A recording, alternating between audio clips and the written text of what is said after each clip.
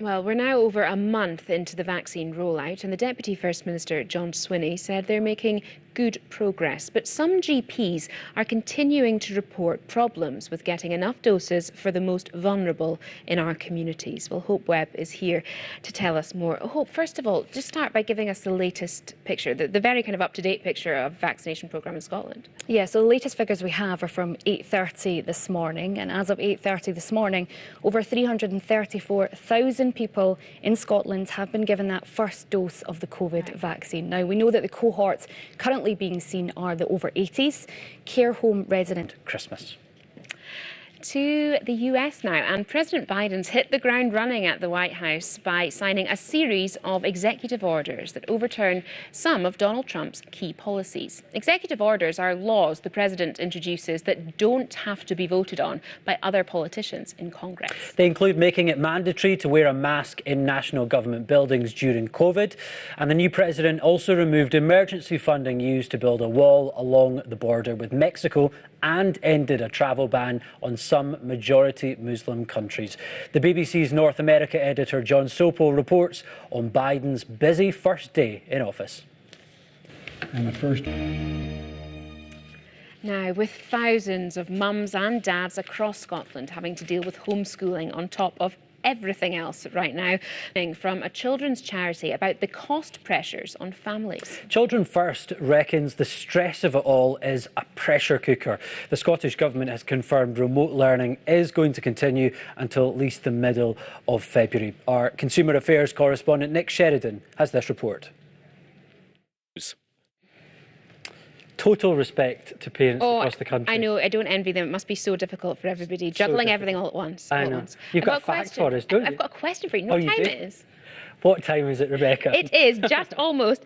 We are in the 21st minute of the 21st hour of the 21st day of the 21st year of the century. That's quite something, isn't it? Wow. And lots of people actually say that the number 21 is lucky. So really? Do with that what you like. Fact of the day for you. A lottery right ticket, there. maybe? I don't know. Right, let's go on to some of the day's other news now. And Storm Christoph has wreaked havoc on the roads as heavy snow disrupted parts of the Highlands, the Lothians and Borders. Now, it's so hard to believe that we're almost a year into this pandemic, but of course, scenes like this one have become such a distant memory. Last Saturday, about 14,000 people gathered for a concert in New Zealand by the band 660 with no masks, no social distancing, but of course all of it was within the rules. It's almost a unique situation, and the country locked down quickly after the first cases of the virus were detected there last February, closing its borders to foreign visitors, and that approach does seem to have worked. Yeah, since last spring, they've only recorded a handful of cases each week. And at New Year, as you can see here, look at them go, New Zealand was one of the few places where people were able to celebrate as normal. Not jealous at all. The epidemiologist, Professor Michael Baker, helped devise the country's response to the pandemic. And a short while ago, I asked him whether the rest of the world could replicate what they've achieved. Well, we've looked at it.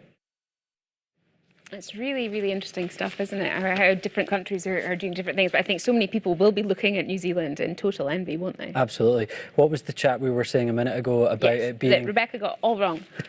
We were in the middle of talking about it and everyone in the gallery is howling with laughter. But what's the reason? I had one figure to remember, and that was the number 21, Connor. And we, of course, are in the 21st century. Laura, who we were about to see in a minute doing the sport, was laughing her head off. So I apologise for that mistake. All my fault. Absolutely. You are watching The Nine, our top story tonight. So an exciting weekend ahead. I'm looking forward to it. Yes. The best thing about footballers, I think, is how enthusiastic they are. You got a couple of politicians answering I'm there too. pretty sure that Joe was watching the TV at the same time he was doing the interview, but I'll let him off this time. Thank you Thanks so much. Thank you. Thank you. Now, remember, you can get in touch with us in all the normal ways. There are the addresses there. You can get us on social media. We're also at #the9. Now, many of us dream of the day when we don't have to wear masks in public, but not Athol Mills.